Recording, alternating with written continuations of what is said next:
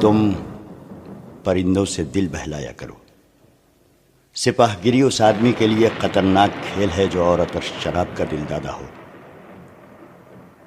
یہ الفاظ اپریل 1175 میں صلاح الدین ایوبی نے اپنے چچا زاد بھائی خلیفہ الصالح کے ایک امیر سیف الدین کو لکھے تھے۔ ان دونوں نے صلیبیوں کو در پردہ مدد اور ہیرے جواہرات کا لالچ دیا اور صلاح الدین ایوبی کو شکست دینے کی سازش کی تھی۔ صلیبی یہی چاہتے تھے۔ انہوں نے حملہ کیا۔ الصالح اور سیف الدین نے ان کی مدد کی۔ صلاح الدین ایوبی نے ان سب کو شکست دی۔ امیر سیف الدین اپنا مال و متاع چھوڑ کر بھاگا۔ اس کی ذاتی خیمہ گاہ سے رنگ برنگے پرندے، حسین اور جوان رقاصائیں اور گانے والیاں، ساز اور سازندے اور شراب کے مٹکے برآمد ہوئے۔ صلاح الدین ایوبی نے ان سب کو شکست دی۔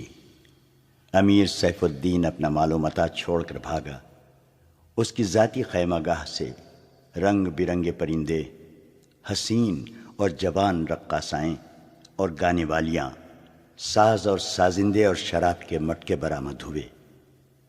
صلاح الدین ایوبی نے پرندوں کو، ناچنے گانے والیوں اور ان کے سازندوں کو رہا کر دیا اور امیر سیف الدین کو اس مضمون کا خط لکھا: تم دونوں نے کفار کی پشت پناہی کر کے ان کے ہاتھوں میرا نام و نشان مٹانے کی ناپاک کوشش کی، مگر یہ نہ سوچا کہ تمہاری یہ سازش عالم اسلام کا بھی نام و نشان مٹا سکتی ہے۔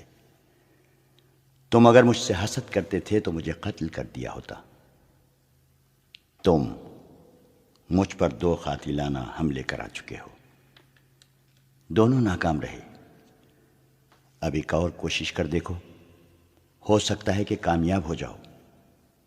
اگر تم مجھے یہ یقین دلا دو کہ میرا سر میرے تن سے جدا ہو جائے تو اسلام اور زیادہ سربلند ہوگا، تو رب کعبے کی قسم میں تمہاری تلوار سے اپنا سر کٹاؤں گا اور تمہارے قدموں میں رکھ دینے کی وصیت کروں گا۔ میں تمہیں صرف یہ بتا دینا چاہتا ہوں کہ کوئی غیر مسلم مسلمان کا دوست نہیں ہو سکتا۔ تاریخ تمہارے سامنے ہے، اپنا ماضی دیکھو۔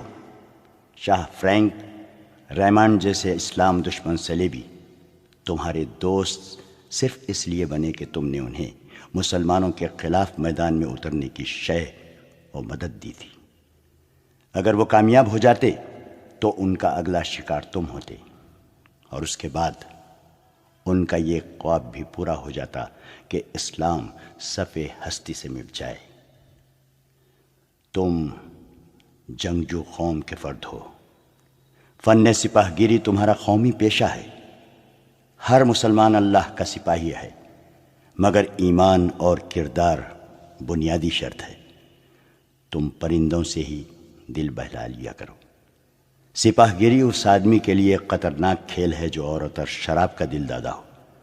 میں تم سے درخواست کرتا ہوں، میرے ساتھ تعاون کرو اور میرے ساتھ جہاد میں شریک ہو جاؤ۔